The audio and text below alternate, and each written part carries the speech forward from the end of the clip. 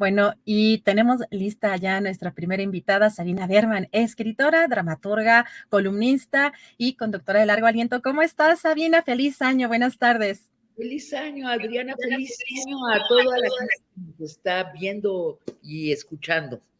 Muchas gracias, Sabina. Entramos en un 2023 muy agitado. Pues parece que este año, Sabina, se van a definir muchas cosas.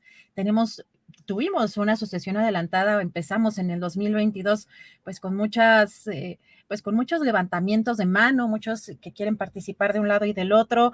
Y también algo que se va a definir en este año son, pues, parte de los miembros de los consejeros del Instituto Nacional Electoral, y también hay pues las elecciones de Coahuila, del Estado de México, que pues, es un preámbulo de lo que viene también para el 2024. ¿Cómo ves este año? ¿Cómo viene este año, Sabina? Pues yo creo que la gran historia del 2023 la podemos cantar de antemano. Va a dominar las noticias por su trascendencia y también por el efluvio de escenas que conllevará, y se llama ¿Quién será el próximo presidente o presidenta de México? ¿No? Va a dominar cada día más y más las noticias y las redes y las conversaciones de las sobremesas en las familias mexicanas. Van a ir subiendo las emociones, los escándalos aumentarán de calibre, habrá un escrutinio muy cercano a cada actor o actriz de este reality show que nos envolverá. Habrá también muchas noticias falsas, muchísimo dinero en publicidad. Adriana, se volcarán fortunas en la publicidad, la que se ostenta como publicidad, y sobre todo en nuestra época, hay que decirlo, la mayor parte del dinero se va a ir a la publicidad encubierta, ¿no? La que inventa noticias, inventa historias hacia atrás, inventa hacia el futuro. Lo dicho, será el reality show que va a envolver al país, y mira qué bueno, eso es la democracia, el demos indagando a los candidatos para luego decidir quién va a mandar sobre nosotros.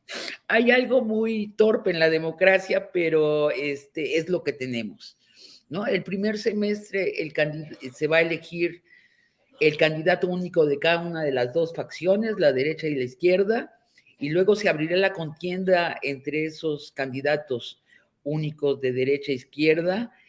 Y bueno, y luego tendremos 6 años para quejarnos de los resultados de la democracia, pero de su show no nos vamos a quejar. Sabina, ¿y cómo ves esta oposición? Platicábamos ayer un poco sobre pues el proyecto que trae la oposición, qué esencia, pues hay personajes, ahí hay una mezcla muy particular, pues de ideologías o de corrientes o de pensamientos. ¿Cómo ves la oposición, Sabina? Bueno, pues la oposición tiene como 43 precandidatos. Y en este caso, que haya tantos significa que no hay ninguno sobresaliente. ¿Y qué plantea la oposición? X. Nadie lo sabe, ni el señor X lo sabe a estas alturas del partido, y ese es su trabajo. Tienen que plantear algo, porque por lo pronto lo que están planteando es una X enorme sobre los últimos años del país, ¿no? Del 2018 para el 2024, poner una gran X. Y por eso la candidata más conspicua, con mayor porcentaje de intención de votos, Lili Telles, porque ha dicho tajantemente que su único proyecto es eso, poner una gigantesca X sobre lo que votamos en el 2018 la mayoría. Dijo meter a AMLO en la cárcel, meter a Claudia Sheinbaum en la cárcel, posiblemente va a anunciar que va a meter a Marcelo en la cárcel, a Dan Augusto en la cárcel, y va a deshacer todo lo que hicieron en cada área los políticos de la izquierda. No suena prometedor, pero al menos es el plan que tiene hasta ahora la oposición. Yo espero, sinceramente, por el bien del país, que surja un candidato de centro derecha, un capitalista con corazón, es decir, con una visión correctora de lo que es el capitalismo para los pobres y para la clase media, porque necesitamos una verdadera puja por el poder para que funcione mejor la democracia, este sistema de por sí muy, muy contrahecho. De hecho, lo más interesante es dónde se encuentran los indecisos en la próxima elección, y es en la clase media. Y qué bueno, ¿eh? Qué bueno, porque creo que la 4T tiene también que definirse respecto a la clase media si quiere ganar la elección, y a mí me parece justo y necesario. Sabina, de pronto, en el caso de una de las candidatas favoritas o las que más se mencionan y están pues muy cerca del presidente López Obrador es Claudia Sheinbaum, la jefa de gobierno de la Ciudad de México, y también quizá de pronto vemos un discurso muy similar al propio presidente, pues que el presidente ha sido muy enfático en, pues de alguna manera en denostar lo que es el aspiracionismo de la clase media. ¿Cómo crees que debería la jefa de gobierno, en estas aspiraciones que tiene hacia el 24, pues retomar ese discurso o cómo debería moderar o qué debería de hacer para ganarse esta clase media que parece que la tendría quizá más pues el canciller Marcelo Ebrard? Sí, tienes razón. Bueno, el presidente ya anunció cómo se llama la transición en la izquierda y se llama continuidad con cambio. Y los dos candidatos punteros están de acuerdo en las entrevistas que han dado, están de acuerdo en esa definición, en continuar el proyecto de la 4T con cambios. Entonces se vuelve lo importante, y qué bueno, ¿no? A mí me parece eso muy bueno, que la izquierda se plantee continuar y no que no sea una ruptura. Necesitamos construir y construir y construir. Hace falta mucho que construir en el país. Y en este primer sexenio el presidente construyó, pero sobre todo desmontó, ¿no? Desmontó el discurso neoliberal que dábamos antes, la mayoría de la gente daba por hecho como lo natural, ¿no? La sabiduría popular lo desmontó, politizó al pueblo de México y también desmontó a varias instituciones que daban el sustento institucional a ese discurso, que ¿no? El neoliberalismo se volvió instituciones. Ahora, como dices bien, en la contienda que se avecina, el que parece más cercano a la clase media es Marcelo Ebrard. ¿Por qué? Porque lo conocimos como regente de la ciudad, como jefe de gobierno en la Ciudad de México, y lo que hizo él en la Ciudad de México es un gobierno socialdemócrata, es decir, un gobierno afín a los capitalistas, a los grandes empresarios, pero también a esa izquierda progresista de las libertades civiles, ¿no? En México, durante la época de Ebrard, prácticamente se palomearon, iba a decir todas, bueno, casi todas las libertades civiles que existen cifradas. Y entonces la clase media le importa mucho eso, su libertad individual, y no tiene una objeción tan grande a los capitalistas. Yo allí pienso que ahí la clase media se equivoca, deberían tener una objeción más grande. Por otra parte, ¿qué ha dicho Claudia? Claudia ha dicho en un artículo que publicó en inglés, por cierto, escrito por ella en inglés en The Economist, que lo que pretende es crear un estado de bienestar. Es decir, fortalecer la educación pública y fortalecer la salud pública. Que aspiremos a tener un estado de bienestar como el de Canadá, ¿no? Que los servicios indispensables para vivir con dignidad estén cubiertos por el gobierno de una manera no solo gratuita, sino excelente. Y no se ha referido a la clase media, nunca. No se ha referido tampoco a las mujeres, salvo decir que ella es feminista, pero tú y yo y la gente que nos escucha sabrá que esa es una palabra tan grande como decir soy un demócrata, Ujú. soy una feminista. ¿Qué significa exactamente para Claudia? Se lo tendremos que preguntar y nos lo tendrá que responder sin eufemismos ya este próximo año. Ahora, la jefa de gobierno actual es una científica, tiene una gran empatía por la ciencia. Yo en alguna entrevista le pregunté qué era lo primero que hacía luego de salir de la cama y me dijo que bajaba, iba a su escritorio, abría su computadora y veía los números de los flujos de la capital. Cuánta agua había entrado, cuánta agua había salido, cuánta electricidad se había gastado, cómo había estado el tráfico, que ella se basa en los números para gobernar. Bueno, eso indicaría que tendría más simpatía para la ciencia como actividad humana, cosa que abandonó la 4T a la ciencia. También ha dicho que le gustan mucho las artes, pues esperemos que en su gobierno se refleje eso, pero ya entramos, como me escucharás, ya mis verbos se volvieron especulativos. Eso es lo que les tenemos que preguntar a los candidatos de la izquierda. ¿Qué izquierda representan? Así es, Sabina. Y hay un tema que también me parece fundamental, incluso en este futurismo, porque ya hay algunas declaraciones que se están adelantando a lo que de los propios pues, precandidatos o aspirantes que pueden dibujar un poco lo que nos espera. Una de las cosas más, uno de los temas más criticados de este actual gobierno es el desempeño de la Fiscalía General de la República a cargo de Alejandro Gertz Manero.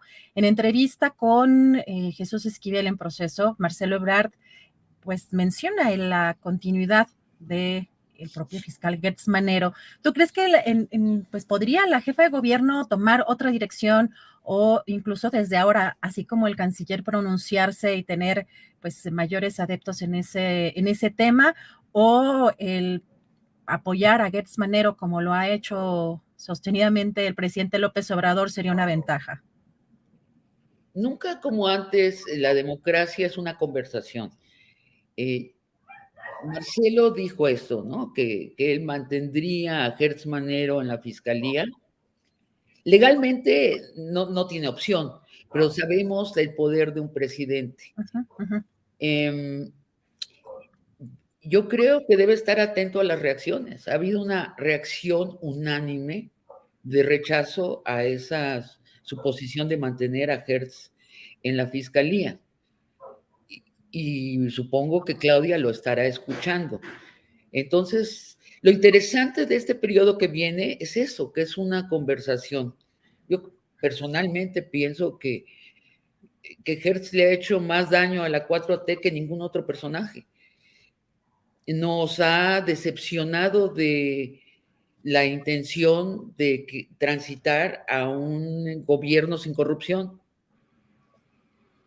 Sabina, ¿tú crees que en este gobierno de la Cuarta Transformación con el presidente López Obrador hay realmente cambios que puedan ser irreversibles, que haya realmente sentado las bases de un cambio o que pues con estas fuerzas y con pues lo que ha tenido que hacer también el presidente, luchar pues en diferentes frentes, particularmente el tema mediático ha sido uno muy poderoso que ha influido también pues en la opinión pública de manera importante, pero ¿consideras que hay cambios positivos que sean irreversibles?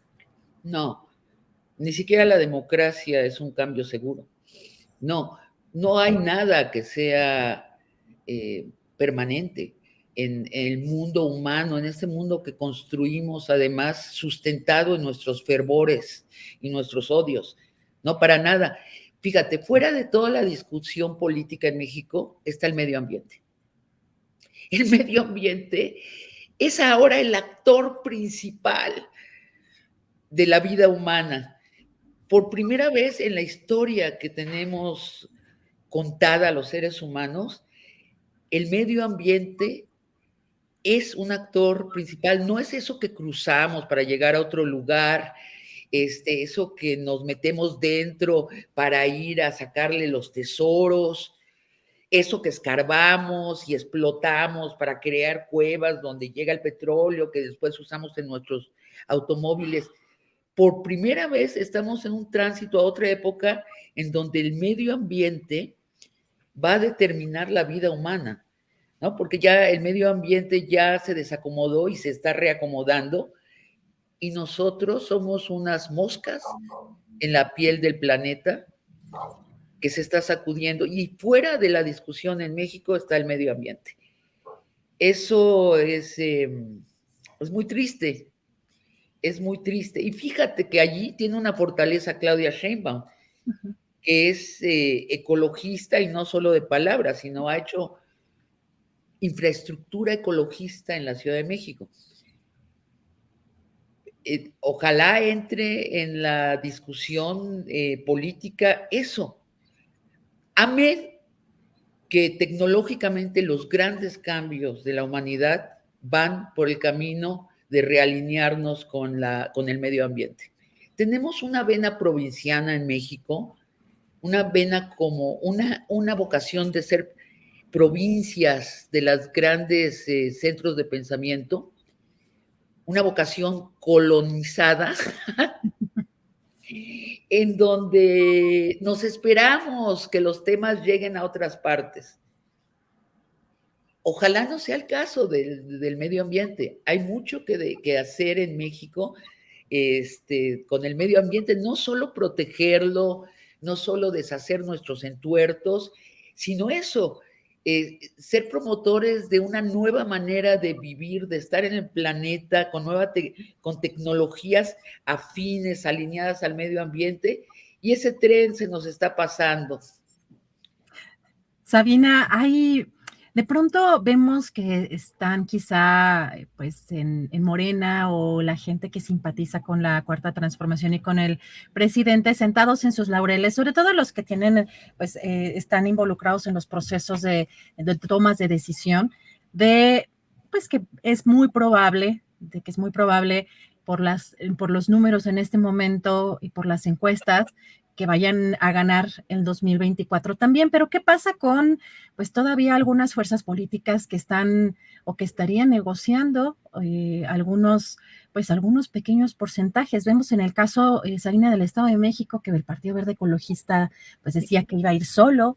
En el caso de esta elección presidencial rumbo al 24, hay también pues un partido que tiene pues algunos gobiernos importantes en términos numéricos, en términos también de políticos y sociales, que es Movimiento Ciudadano, quien ha dicho que no va a ir con ningún partido. Pero ¿qué pasaría? ¿Qué pasa con ese factor de Movimiento Ciudadano y los números, y si ya se apretarían con una decisión de un lado o del otro para favorecer? Pues en una primera instancia pensamos en la oposición. Sabina, ¿cómo ves tú este factor de Movimiento Ciudadano y estas negociaciones? Uno de los vicios de nuestra política es lo popular. No, perdón, lo cupular, siempre me equivoco de la palabra, pero la otra también sirve. O sea, la cópula copulando entre las cúpulas, ¿no? O sea, en sus escritorios haciendo cuentas, me ha tocado ver alguna mesa de análisis de Loret, donde se pasan sumando y restando, ¿no? Como si fueran los contadores de la oposición. Y si Movimiento Ciudadano nos da su 3%, y si el Partido Verde nos da su 2%, y si después convencemos a fulano de tal que nos dé su 4%, y así parecen usureros contando monedas. Los funcionarios de Morena no se quedan atrás en eso. La verdad es que es un vicio que los ciudadanos deberíamos rechazar enfáticamente. Acá se trata de qué nos conviene a nosotros los ciudadanos y ciudadanas, ¿no? ¿Qué nos importa a nosotros? Y nos debería valer sombrilla estas sumas y restas que después no se cumplen en las urnas, porque los que vamos a votar somos nosotros y nosotras. Yo creo que si hay una posibilidad que no gane Morena, está en la clase media. Es verdad, los economistas sabiondos dicen que solo el 10% de México es clase media, pero no es cierto que solo el 10% se cree clase media. En contra de lo que dice el presidente, yo creo que la mitad de la población es aspiracionista, es decir, desea elevar su nivel de vida. Si el gobierno le ayuda, qué bueno. Y si no le ayuda, también desea elevarlo. Sobre todo los jóvenes, que están en contacto diario con el resto del planeta y cada vez se sienten menos locales y más globales. Y tienen toda la razón. Comparten una cultura global. Eso, los jóvenes de la clase media en específico y en general los que se consideran clase media pueden volcar la elección no en favor de Morena, siempre y cuando, lo dicho, la oposición tenga un candidato o candidata y tenga un proyecto atractivo que incluya a las clases medias y a los pobres, porque a la oposición no le alcanza a ganar nada más con las clases medias. También tienen que tener un proyecto, es decir, tienen que tener un proyecto nacional. Es tan fallido lo que ha hecho estos últimos 4 años la oposición que uno tiene como que explicitar, es que se necesita un proyecto para todos. Entonces te dicen, sí, claro, para el INE. No, no, para todos. Hablemos de todos, del país, de la gente, y se regresan, porque la ministra de la Suprema Corte no están focalizados por lo pronto en el detalle, cuando su único camino hacia un triunfo es abrir la mira y ver al país entero y tener un proyecto, que se lo copien de otro país. Existen proyectos de derecha con corazón. Ojalá lo hicieran porque forzarían a la izquierda a ser mejor. Sabina, y uno de los temas que también me parecen muy relevantes de analizar en este gobierno y particularmente en este 2022 que termina, pero en este que empieza, en este 2023, que empieza la herramienta que es la conferencia mañanera. Si la ves en los próximos gobiernos, hemos visto también las actuaciones de estos medios corporativos o empresas de medios que, por supuesto, que tienen intereses muchas veces ajenos a la sociedad o al interés general y que representan intereses de ciertas élites. Y lo hemos visto en América Latina, que apoyan golpes de Estado, que apoyan a estas élites, y en México no ha sido, por supuesto, la excepción. Hay periodismo y hay periodistas dentro de estos propios medios, pero las grandes hilos, los grandes hilos de estos medios corporativos siguen buscando, empujando narrativas, pues muy afines a esos intereses económicos. ¿Cómo ves en la conferencia mañanera esta herramienta, pues la posibilidad de alargarse o de que sea una herramienta que quede permanentemente en pues los próximos sexenios? Recién había ganado AMLO y fui a Guadalajara en avión y me encontré a un importante periodista, analista, muy escuchado por aquel entonces, y se acercó, me dio la mano y con una gran sonrisa me dijo, no van a terminar el año en el poder. Ese era el plan de la derecha mediática, tumbar a AMLO. Y mira que lo han intentado durante 4 años. Imagínate un país donde todos los medios comerciales están en contra del presidente, todo lo que hace no lo critican, sino lo descalifican y lo satanizan y lo exageran, el mal, ¿no? Un nuevo trato con el ejército se convierte en militarización, una orden presidencial se convierte en golpe de Estado. Bueno, te estoy pintando lo que pasó en Perú. Uh-huh. Tumbaron al candidato elegido por la gente. lo tumbaron. Si no hubiera mañanera, tal vez hubieran tenido éxito. El genio de la mañanera es que desbarató todo ese proyecto. No creo ya, si gana alguien de izquierda, no veo cómo va a poder gobernar sin mañanera, a menos que se decida a reestructurar el panorama mediático, a mandar a su casa a buena parte de los medios de derecha, a poner retenes de verdades y mentiras. ¿Te imaginas lo que eso implicaría? A fortalecer de manera decisiva a la prensa con empatía por la izquierda. Esa es la otra opción, reconfigurar el paisaje mediático. Y la otra es seguir con la mañanera, que se podrá llamar tardeada, ¿no? O podrá ser desde como la presidenta de Nueva Zelanda, que es por Facebook, ¿no? Su mañanera, pero es cada noche en su casa.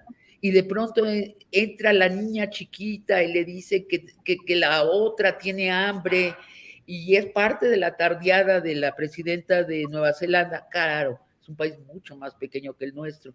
Sí, tiene que existir, sobrevivir de cierta forma la mañanera, a menos de que se reconfigure el paisaje mediático o que se someta el nuevo presidente o presidenta a las presiones de la derecha mediática.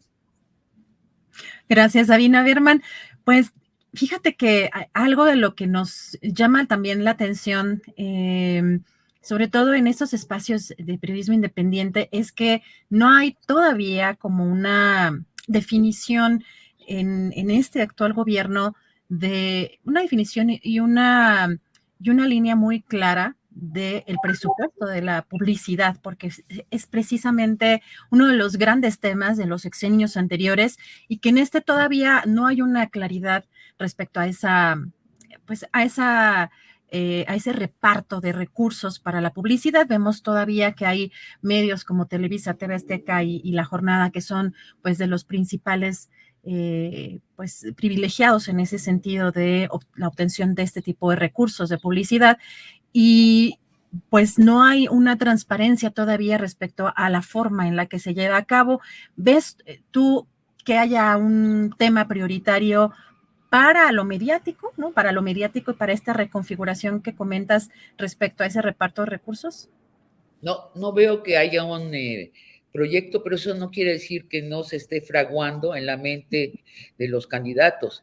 Y si no está fraguando, están jugando con fuego. Es decir, sí tenemos que hacer memoria hace 4 años atrás. Hace 4 años atrás, las televisoras no vivían de los anuncios de Pan Bimbo, ni de Ajax, vivían del gobierno y entraban unas cantidades de dinero fabulosa y el país estaba sistemáticamente desinformado. Medias verdades, medias mentiras. Mira que yo trabajé en una televisión de estas. Yo hubo veces que me dormí en el cuarto de edición, Adriana. Mi programa salía como a las 11 de la noche.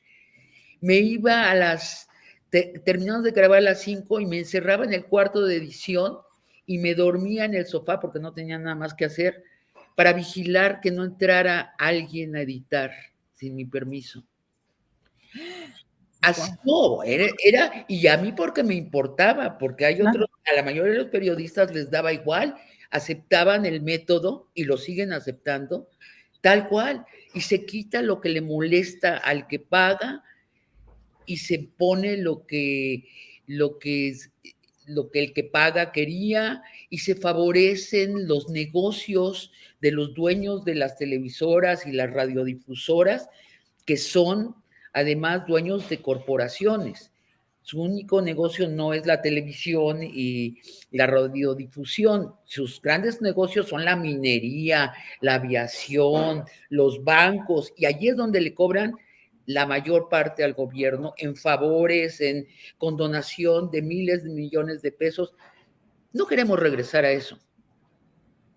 De verdad no queremos regresar a eso. De ahí la importancia que los candidatos tengan un plan claro de qué van a hacer con el paisaje mediático. La idea que se puede gobernar al margen de lo que se difunde en los medios, pues es una utopía, es una inocentada.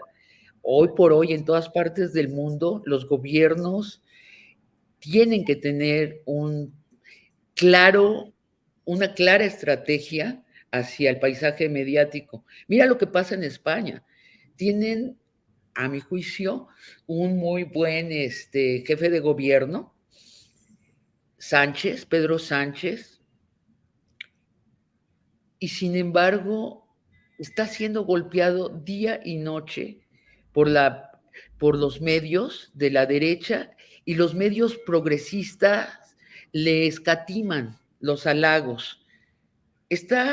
Y parecería que no está gobernando. La misma televisión pública de España golpea al presidente Sánchez, está dominada por la derecha.